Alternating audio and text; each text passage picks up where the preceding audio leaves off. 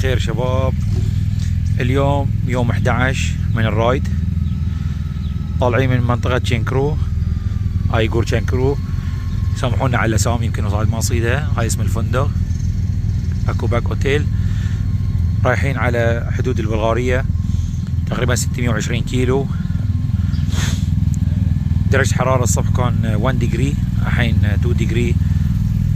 هاي المنطقة ذي المحطة فيها خدمات صايرة على الخط من طرابزون لإسطنبول. شباب جاهزين حق الرايد، منطلقين خلال دقائق ان شاء الله. هاي المنطقة انا قريت عنها هي مشهورة بسكينج ثلج في الشتاء. الحين طبعا احنا في الربيع قاعد يذوب الثلج. المنطقة هذه فوق ورا الفندق، هنا ورا الفندق في منطقة حق سكينج، جبل عود لحين ثلج فوقه، بس لان الفندق مغطي عليه ما اقدر اصور، ما اقدر ابين لكم. يلا نوافيكم بالمستجدات ان شاء الله بعد شوي. صباح الخير. اليوم الجو ما شاء الله ما يحتاج نقول شيء. شوفوا، نعم جو تحت الصفر ولا صفر، بارد مثلجة مثل ما نقول.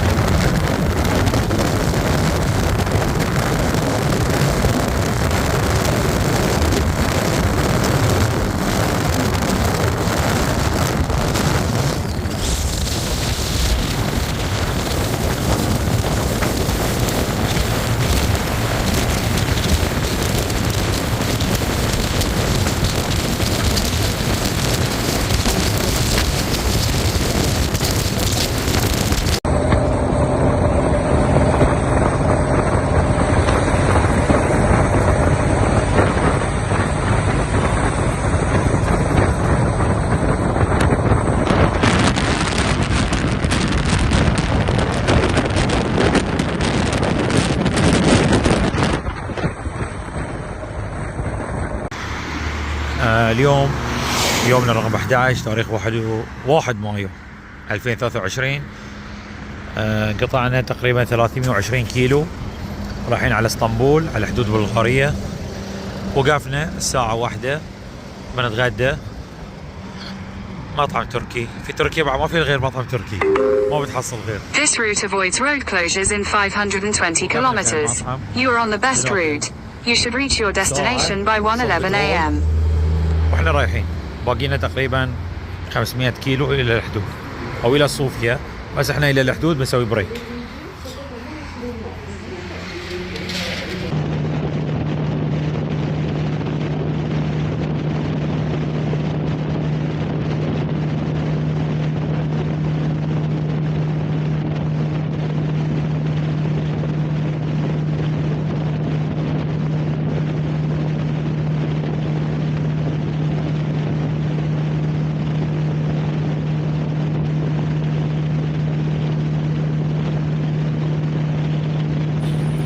هلا شباب، قطعنا تقريبا 400 كيلو. احنا الحين ماخذين الهاي واي رايحين على الحدود البلغارية، على طريق مرمرة السريع. في على الطريق السريع في تولز، تقريبا في 3 ل 4 تولز. اول تولز تقريبا يمكن 38 ليرة، ثاني تولز 60 ليرة، ثالث تولز تقريبا 27 ليرة كذي، يعني مبالغ بسيطة. بس الشارع ما شاء الله نظيف، يعني الجو زين. الحرارة على 20 تقريبا في اسطنبول. الحين احنا الجهة الآسيوية، لحد الحين ما خطرنا، رحنا الجهة الأوروبية. وبنوافيكم بالاستجابة عن قريب.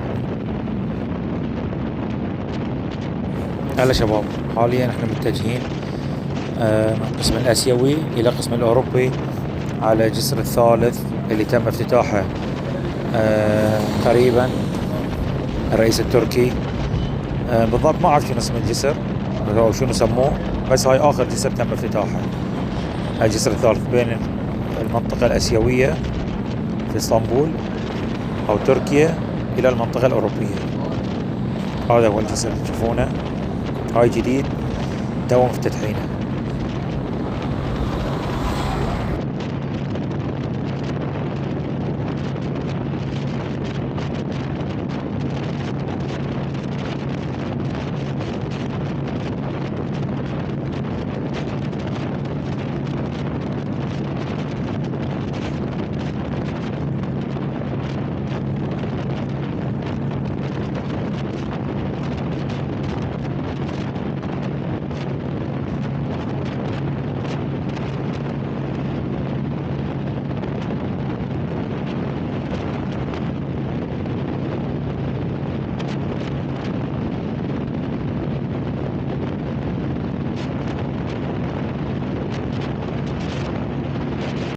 مرحبا شباب، رجعنا لكم مرة ثانية. وصلنا منطقة ايدير قبل حدود البلغارية تقريبا ب20 كيلو.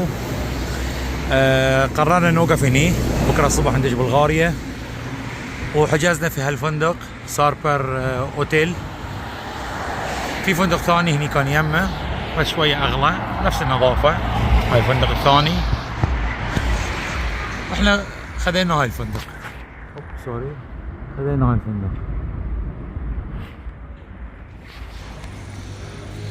سوينا تشيك ان، خلاص بكرة الصباح ان شاء الله منطلقين داشين بلغاريا. ريسبشن صغير مو بوايد عود، قيمته تقريبا 850 ليرة، يعني 16 17 دينار تقريبا. هذا الريسبشن، وهذه اسم الفندق. غرفته معقولة، يعني انا غرفتي 1007. حمام صغير نوت باد، نظيف جديد، حجرة حلوة متوسطة، فيها سوفا صغيرة، تي في يونت، ماي، كابت.